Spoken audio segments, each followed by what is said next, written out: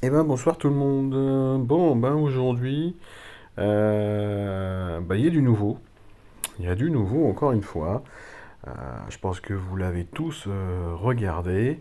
Nous avons donc une deuxième petite mise à jour, on va dire, des héros. Donc la liste, non, c'était sur celui-là, hein. Donc voilà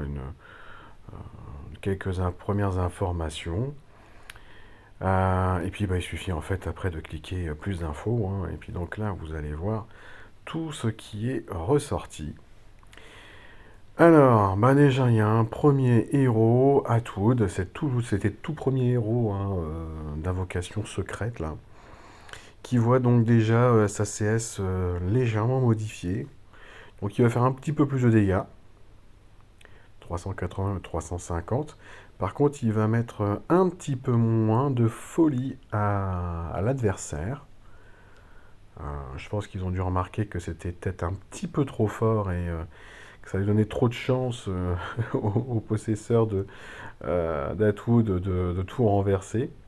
Bon, après, est-ce que ça va énormément changer? On verra bien à l'utilisation, hein. Et puis, Atwood, par contre, lui récupère davantage de folie.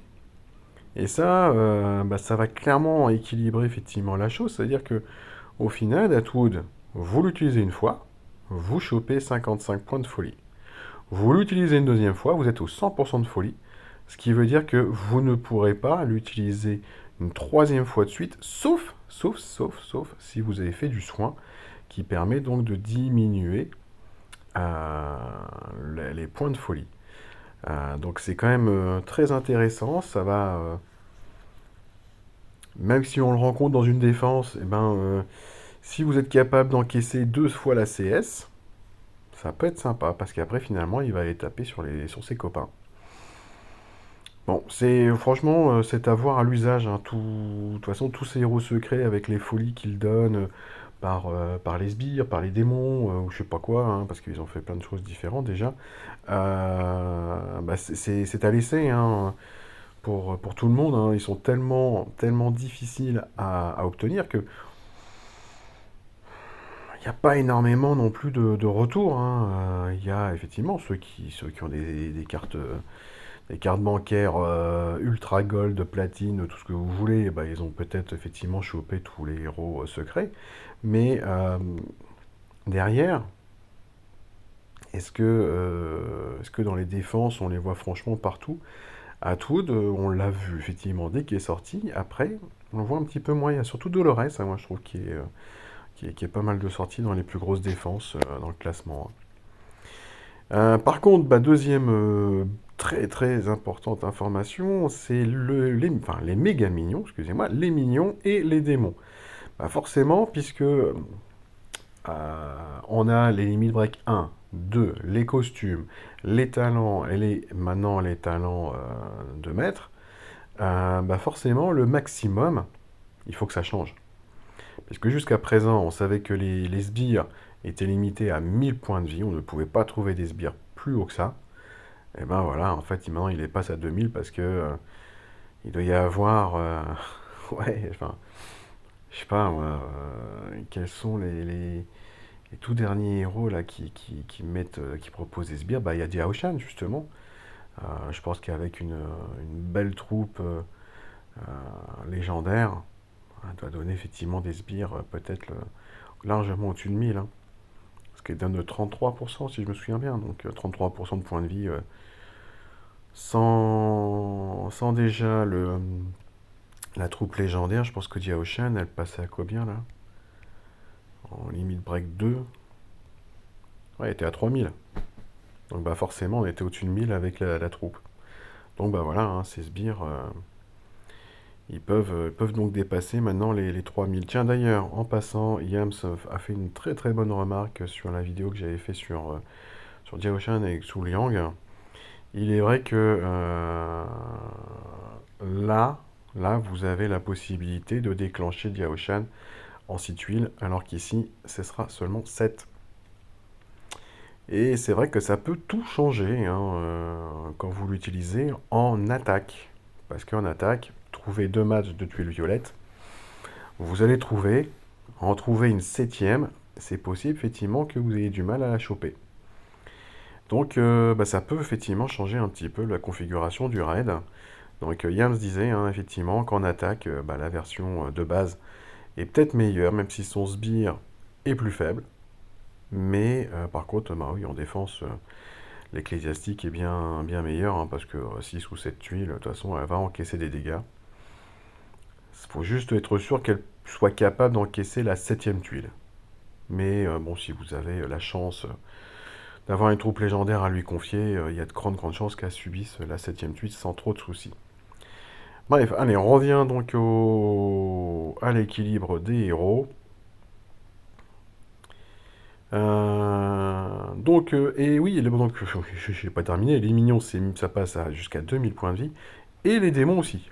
Donc maintenant, on peut avoir des démons qui vont absorber jusqu'à 2000 points de vie. Alors, on n'y est pas encore, hein, pour le coup, là, mais c'est certainement donc en prévision. Et les méga minions, bah, eux, bah, ils étaient plafonnés à 2000 points de vie, bah, ils vont passer à 4000.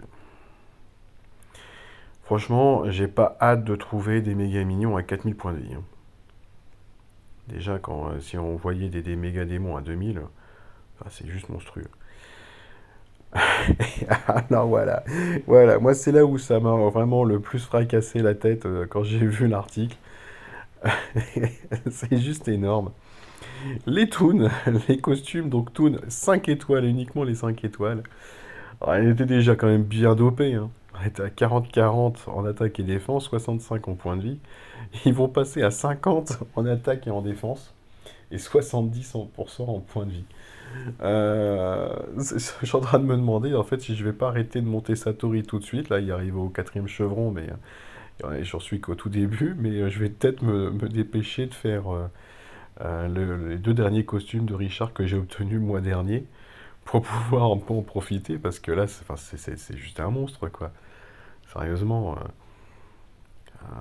hop, il est où mon Richard? Il est comme ça, hein. Pour le moment, vous voyez, j'ai deux autres derniers costumes qui sont en cours d'amélioration. Mais, mais je crains le pire, hein. Alors je pourrais voir demain, parce qu'il y a le bal costumé qui revient demain pour voir exactement ses stats, mais ça va être un truc de frappe à dingue, hein. Vraiment, ils sont complètement dingues. Bref, donc bah voilà, hein. Bah, si vous avez des costumes Toon en 5 étoiles, mais il faut foncer, mais vraiment foncer quoi, il n'y a plus aucun doute là, il faut en profiter rapidement. Parce que j'imagine que bah, ils sont certainement en train de prévisionner tout ce qui va se passer derrière. Donc pour être sûr qu'on ait envie d'invoquer dans le bal costumé tout de suite, eh ben, ils font une augmentation de dingue. Ils devraient arriver très certainement au niveau donc, de Tsuliang et Diaoshan qu'on a vu, hein. Donc faut y aller, hein. Et à côté de ça, alors là, c'est juste ridicule. Les costumes des tours des 5 étoiles, donc de la saison 2.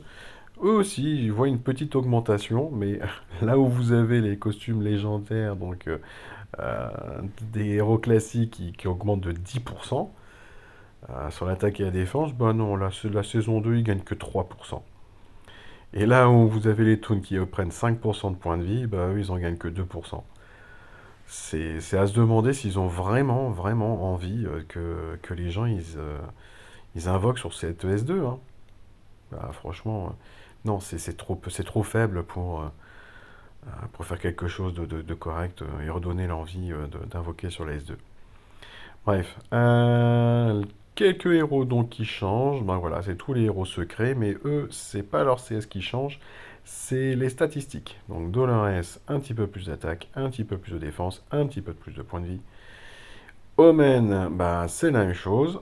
Mélancolia, c'est la même chose. Que dire, sérieusement, ils vont vraiment casser la dynamique du jeu avec ces héros secrets qui sont tellement difficiles à choper.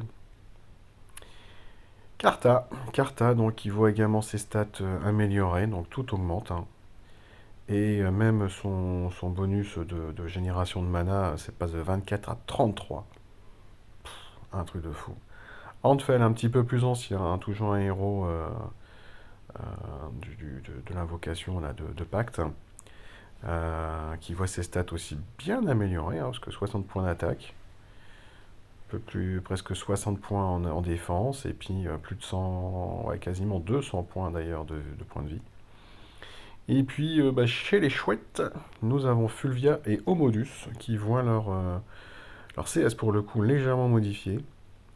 Alors Fulvia fera donc le Moonrise Strike, il va faire plus de dégâts pour les deux. Et Fulvia, donc une baisse de génération, une baisse de mana qui passe de moins 10% à moins 15% par tour.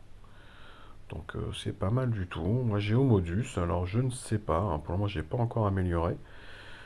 Moi ce qui m'embête c'est qu'elle est lente, cette chouette, mais peut-être qu'à terme je vais l'améliorer, hein. J'ai eu quelques petits retours d'autres joueurs qui ont Homodus, qui l'ont amélioré. Je pense à Oldman et puis à Seb, hein, qui fait une pause là, actuellement sur le jeu. Ils étaient contents de Homodus tous les deux, donc je pense qu'à terme, je vais les améliorer aussi. Enfin, je vais l'améliorer aussi, je n'en ai qu'une, hein. Bref, voilà. Bah, écoutez, si vous avez envie de vous amuser, bah, sachez que demain, il y a le bal costumé qui revient avec des héros donc complètement pétés qui approchent. Donc, bah, si vous avez cette chance d'avoir quelques clés en stock et que vous avez envie de choper, bah, c'est Elena qui sera à la une. Bah écoutez, foncez, hein. Parce que là, franchement, si vous chopez des héros toon, ça vous fera des héros, mais très très sympa. Voilà, voilou. Allez, là-dessus, je vous laisse. Je reviens d'ici quelques minutes, mais cette fois-ci, ça sera pour le tournoi. Ciao, ciao.